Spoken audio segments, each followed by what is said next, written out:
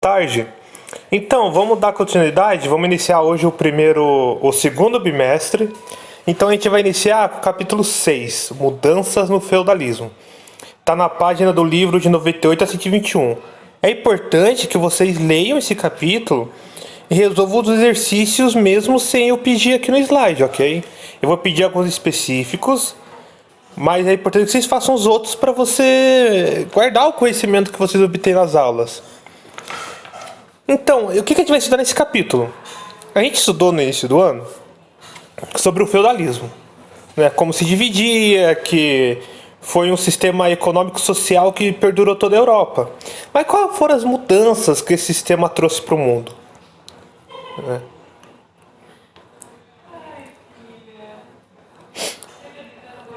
O feudalismo ele teve o apogeu durante o século IX e o século X. Então houve grandes mudanças. As principais mudanças foram na agricultura. Essas mudanças na agricultura permitiram ter um excesso de produção no alimento e isso veio junto com o aumento da população, porque o pessoal comendo melhor tinha mais saúde, se multiplicava mais e a população foi crescendo.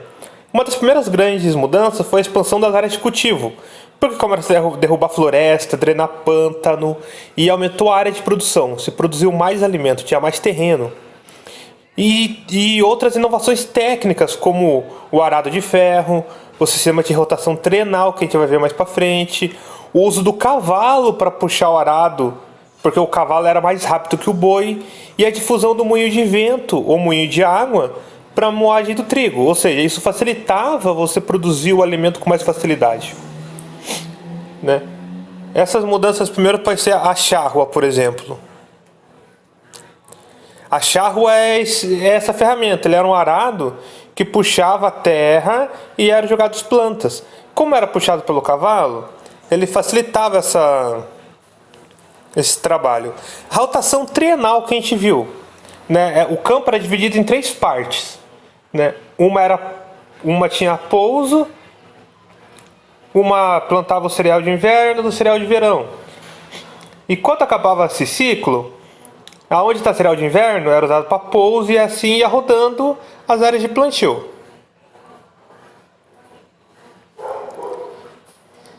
E isso ocorreu o crescimento populacional. Então, no ano 1000, havia 22,1 milhões de habitantes na Europa. No ano 1300, quando essas inovações chegaram ao seu ápice, havia 50 milhões e 350 mil pessoas. Ou seja, um crescimento muito grande, não é? Outra questão, as cidades medievais. Com o aumento da produção e com melhores recursos nas plantações, os camponeses foram para as cidades buscando outras profissões. E quem morava no campo buscava produtos da cidade. Então isso acabou estimulando o comércio urbano. Então as cidades eram pequenas, as cidades que eram pequenas se tornaram grandes. Surgindo em torno de feiras medievais, que a gente vai estudar mais para frente. Surgiu nas margens de rio e em torno de castelos, como ocorre nessa imagem aqui, em Carcassonne, na França.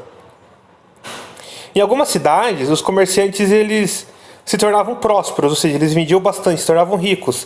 E eles podiam comprar a carta de franquia do rei ou do fidalgo que dominava a cidade. Então, assim, eles mesmos dominavam a cidade. Então eles elegiam um nobre, ou melhor, ele elegia ou um banqueiro ou um comerciante como representante da cidade, como se fosse o prefeito hoje. No comércio, também houve grandes mudanças. Houve uma facilidade, aumentou-se as rotas marítimas que ligavam a cidade de Gênova e Veneza ao Oriente pelo Mar Mediterrâneo. Ou seja, eles traziam coisas do Oriente, da China, do Japão, as especiarias por mar, e as rotas por terra, que ligavam toda a Europa, então aumentando o comércio. Outra forma que agitaram as cidades nesse período foram as feiras medievais. Essas feiras ocorriam 2 vezes por ano, né, e duravam entre 15 a 60 dias, onde se encontravam pessoas do mundo inteiro vendendo mais variados tipos de produtos. Outra coisa que mudou na era medieval foi o conhecimento. né? Com o comércio, várias pessoas do mundo começaram a habitar na Europa. E essa troca de culturas possibilitou criar uma nova forma de escola, a universidade.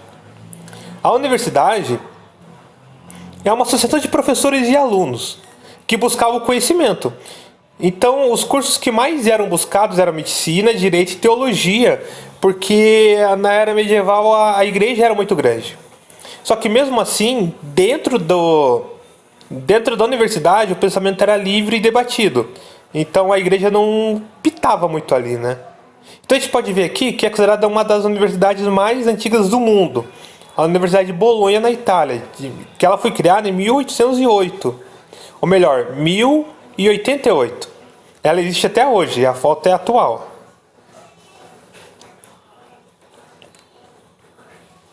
Como eu falei, a igreja católica era muito grande. E como nós já estudamos, a igreja ela era muito corrupta, tinha muita riqueza, né? Os chamados homens de Deus, eles vendiam relíquias e faziam muitas coisas, né? Em contrapartida, começou a se criar, a partir de 529, começou a se difundir na Europa os monastérios, onde eram lugares que várias pessoas iam estudar e ficavam trancadas. E faziam voto de pobreza, voto de silêncio, e ficavam estudando as escrituras, né? Foram nesses mosteiros que eles guardavam os livros, os conhecimentos antigos, tudo que vinha da antiguidade. Os mais conhecidos são a Ordem Franciscana e a Ordem Benedita.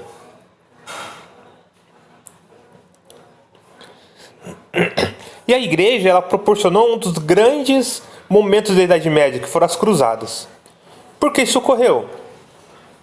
Na história do cristianismo, Jerusalém, onde Jesus, né, nasceu e morreu, era considerada uma cidade santa, então os católicos iam para lá. Em 1071, os turcos otomanos eles invadiram Jerusalém e proibiram essa peregrinação, ou seja, o católico não poderia ir mais para lá, o cristão não poderia ir para lá. Então, em 1095, o Papa Urbano II convocou os cristãos para uma guerra contra os infiéis, que eram conhecidas assim como cruzadas, ou seja, ele falou, vamos lá guerrear contra os infiéis, vamos matá-los, a gente tem que dominar de novo. E nisso surgiu as cruzadas, que eram expedições militares a fim de combater os muçulmanos que estavam em Jerusalém, né, os infiéis. Então, quem ia para a cruzada? Geralmente eram pessoas comuns, que esperavam obter a salvação eterna, né, ou seja, os nobres iam porque eles esperavam obter terras e riquezas aonde eles iam debater, sabe? Tomar terras. Os mercadores, porque eles iam para lá guerrear em troca de aumentar o comércio. E os dirigentes da igreja, que queriam tirar toda aquela violência que ocorria na Europa e levar para outros lugares. Então, tornando-se a Europa área livre. As cruzadas, nós tivemos 4 grandes movimentos, sendo que a primeira foi liderada por vários nobres que queriam conquistar Jerusalém. A segunda cruzada ali embaixo, que foi entre 1147 e 1149, ela tinha como princípio dominar Jerusalém também, e ela foi liderada pelo imperador da França e da região de onde hoje é a Alemanha. A terceira cruzada também foi liderada pelo rei da França, pelo rei da Inglaterra e o imperador de onde hoje é a Alemanha. Nesse momento, eles estabeleceram um acordo com os muçulmanos para poder utilizar Jerusalém de novo. E a quarta cruzada, né, que começou em 1201 e terminou em 1204, ela tinha o principal motivo fomentar o comércio, dominar áreas, navios e levar comerciantes para dominar aquela área para trazer produtos.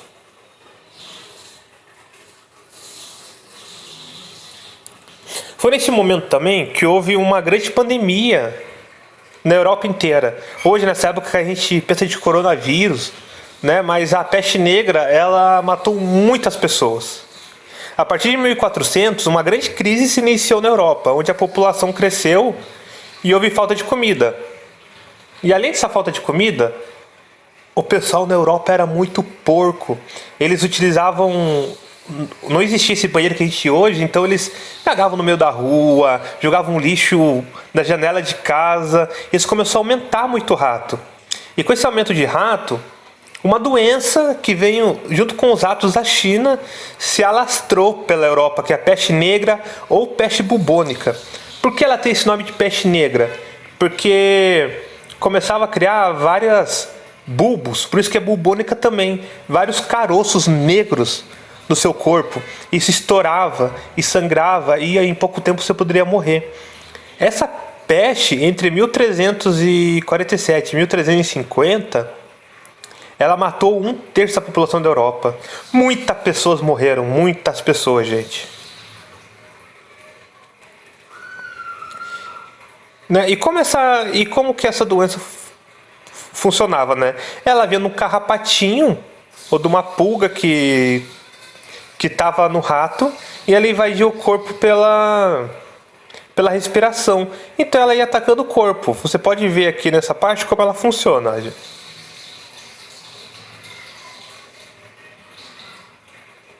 Ou seja, é muito terrível, né? Imagina você morrer com todas as partes do seu corpo estourando, sangrando, e em pouco tempo você morria fácil, fácil.